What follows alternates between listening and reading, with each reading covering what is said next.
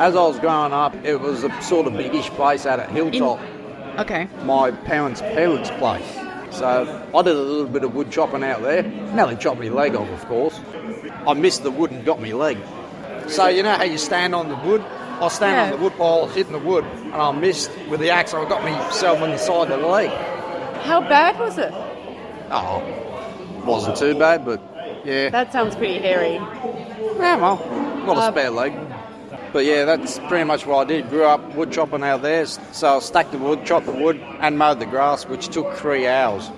Oh my God, yeah, of course. It's a big yard, but they had a small mower and it took ages. So how do you feel the fact that, like, you don't really rest by the sounds of things?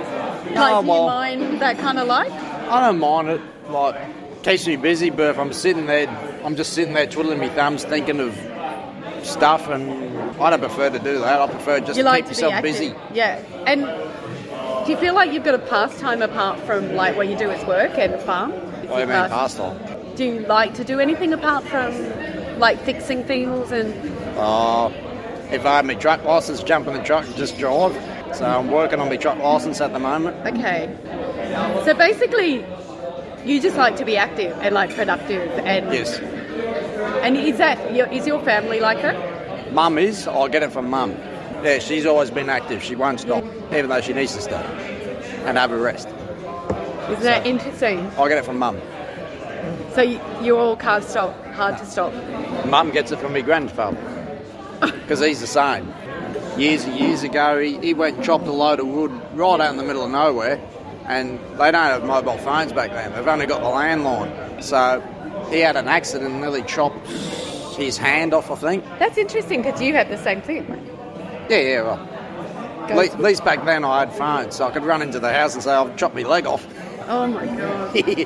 But he was in the middle of nowhere, and I forget where it was.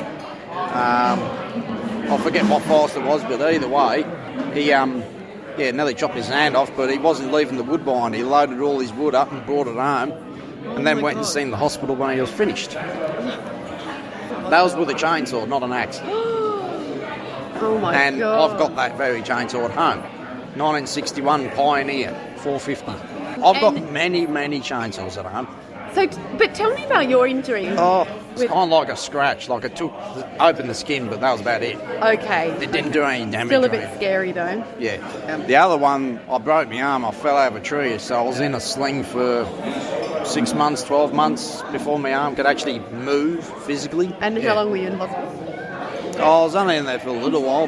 They just put my arm in a cast and a sling till it got better, and then I could slowly move it.